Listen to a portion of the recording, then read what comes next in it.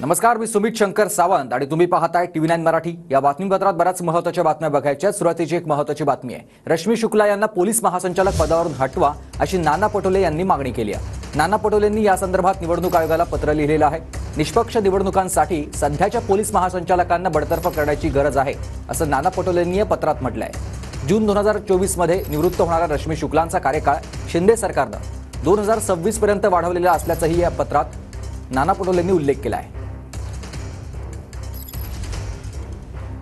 आणखी एक महत्त्वाची बातमी, चंद्रशेखर बावनकुळे अध्यक्ष असलेल्या संस्थेला शासकीय भूखंड देण्यात आलाय।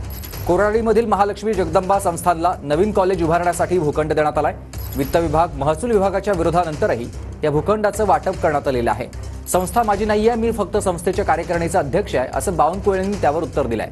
संस्थेनं जागा सरकारकडे मागितलेली असावी असं देखील बावनकुळेंनी स्पष्टीकरण दिलेलं आहे।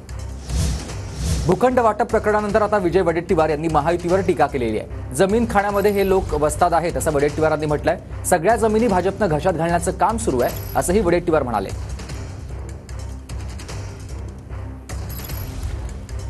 कोराडीमधील जमीन प्रकरणानंतर, भूखंड प्रकरणानंतर आता वडेट्टीवार देखील आक्रमक झालेले आहेत। वडेट्टीवार यांनी सरकारवर टीका केलेली आहे। भूखंड वाटप प्रकरणानंतर विजय वडेट्टीवारांनी महायुतीवर टीका करताना म्हटलंय की जमीन खाण्यात हे लोक वस्ताद आहेत। सगळ्या जमिनी भाजप स्वतःच्या खिशात घालण्याचं काम सुरू आहे असंही वडेट्टीवार यांनी टीका करताना म्हटलेलं आहे। कोराडीमधील भूखंड हे बावनकुळे यांच्या अध्यक्षतेखाली असलेल्या एका संस्थेला देण्यात आलेलं आहे। सरकारनं हे भूखंड त्यांना दिलेलं आहे आणि त्यानंतरच आता ही टीका सध्या विरोधकांकडून केली जाते सरकारवर। भूखंड वाटप प्रकरणानंतर विजय वडेट्टीवारांची ही महायुतीवर टीका आहे।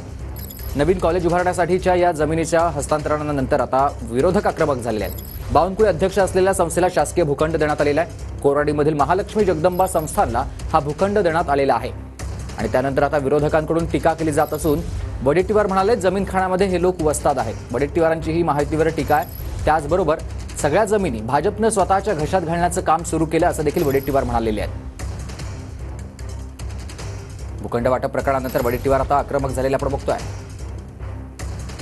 भूखंड घोटाळे ज्या पद्धतीनं सुरू आहे त्या राज्यामध्ये, म्हणजे एकेकाळी आमच्याकडे घोषणा होती सबभूमी गोपाल की, ईश्वराची, ही विनोबा भावे यांची ही घोषणा होती सबभूमी गोपाल की। पण भाजपच्या राज्यामध्ये सबभूमी देवा भाऊ की, आणि देवा भाऊ को जैसा लगता है ये भूमि बांट देगी अपने अपने लोगों को। जमीन खाण्यामध्ये तर हे लोक हे फार वस्ताद आहेत।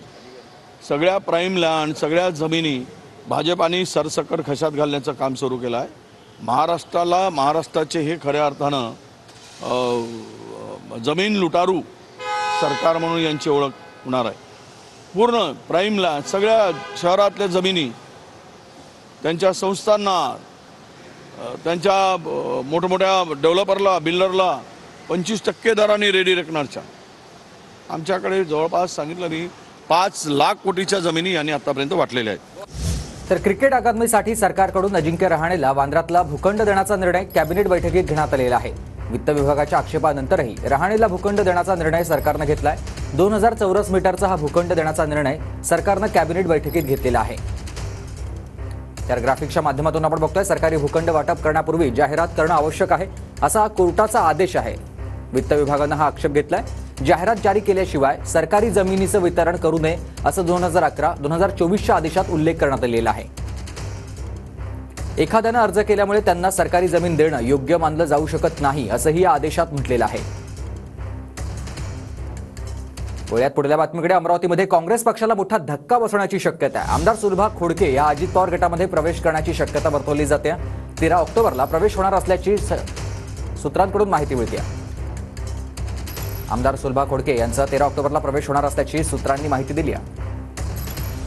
केंद्रीय गृहमंत्री अमित शहा आज कोल्हापूर दौऱ्यावर आहेत आणि अमित शहांच्या उपस्थितीमध्ये पश्चिम महाराष्ट्रातील पदाधिकाऱ्यांची एक बैठक होणार आहे। विधानसभा निवडणुकीसाठी अमित शहा पदाधिकाऱ्यांना मार्गदर्शन करणार आहेत। या बैठकीआधी अमित शहा हे अंबाबाई देवीचं दर्शन देखील घेणार आहेत आणि या सगळ्याचा आढावा घेतला माझ्या सहकाऱ्यानं।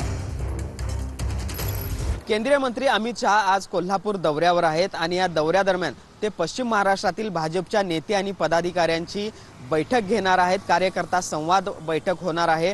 कोल्हापूरच्या महासैनिक दरबार हॉल परिसरामध्ये ही सगळी बैठक आहे ती पार पडणार आहे आणि आपण बघू शकतो महासैनिक दरबार हॉल परिसरामध्ये या सगळ्या बैठकीची तयारी पूर्ण झाल्याचं पाहायला मिळतंय। भाजपच्या स्थानिक पदाधिकारी आणि कार्यकर्त्यांनी अमित शहा यांच्या स्वागताचे फलक या दौऱ्याच्या निमित्तानं शहरभर लावल्याचं आपल्याला पाहायला मिळते आणि एक प्रकारे भाजपनं कोल्हापूरमध्ये या निमित्तानं शक्ती प्रदर्शनाचा देखील प्रयत्न केल्याचं पाहायला मिळतंय। अमित शहा आल्यानंतर नेमकं या सगळ्या कार्यकर्त्यांना काय मंत्र देणार, आगामी विधानसभा निवडणुकीच्या अनुषंगाने ते काय मार्गदर्शन करणार हे देखील पाहणं महत्त्वाचं असणार आहे। मात्र तुर्तास आपण बघतोय अमित शहा यांच्या दौऱ्याच्या निमित्तानं भाजपचे कार्यकर्ते रिचार्ज झाल्याचं पाहायला मिळतंय आणि त्यांच्याकडून अमित शहा यांच्या स्वागताचे बॅनर शहरभर लावल्याचं देखील पाहायला मिळतंय।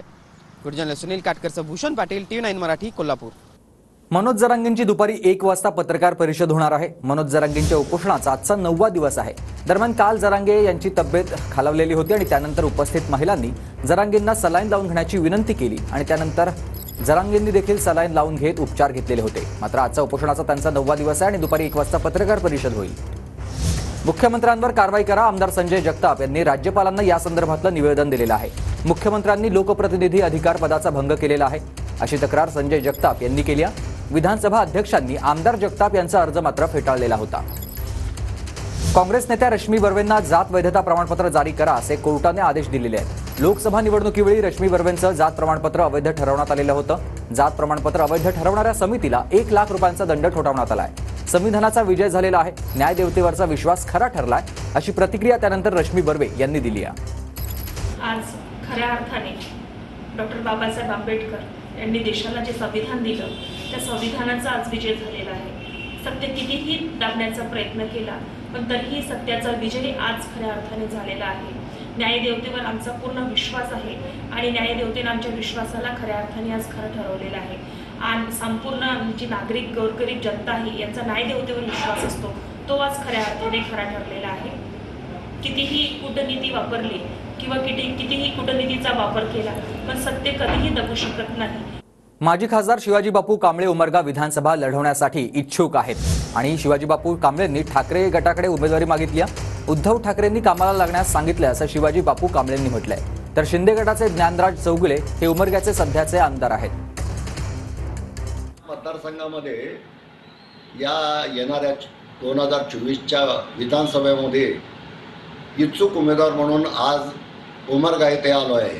पक्षाने मला कामाला लागा म्हणून आदेश दिलेले आहेत। माननीय खासदार ओमराजे निंबाळकर, कैलास पाटील आणि उद्धवजी ठाकरे साहेब यांच्या आदेशाप्रमाणे मी कामाला लागलेलो आहे।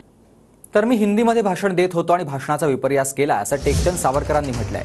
काँग्रेसजवळ काहीच नाही म्हणून एडिटेड व्हिडिओ व्हायरल केलाय। व्हायरल व्हिडिओवर भाजपचे आमदार टेकचंद सावरकर यांचंही स्पष्टीकरण। तर सरकारसाठी बहीण लाडकी नाही तर मतं लाडकी आहेत असं विजय वडेट्टीवार यांनी उत्तर दिलंय। त्यांच्या मागे लाडकी बहीण नाही तर लाडके मतं आहेत हे आता सिद्ध झालेलं आहे। म्हणजे सत्ता सरकारी पैशाच्या तिजोरीतून जे लाडकी बहीणला काही देण्याचा आणि त्यामध्ये इव्हेंट करण्याचा यांनी जो काही प्रयोग केला, माझी लाडकी बहीण, माझी लाडकी बहीण, माझी लाडकी बहीण नाही, माझी लाडका माझा मतदार आहे।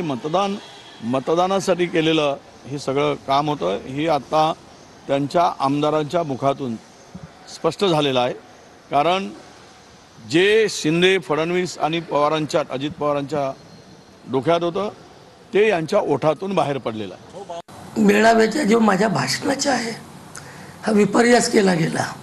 माझा असा कोणताही उद्देश नव्हता का हा मतदानसाठीच हा योजना आहे, कारण माझ्या एकाच्या म्हटल्याने होणार नाही आहे। सुनील केदारनं असं म्हटलं होतं आता 2 दिवसाच्या पूर्वी का माझी जर सरकार आली तर मी पहिला काम कोणता करेल तर माझी लाडकी बहीण योजना ही बंद करण्याचं काम मी करेल।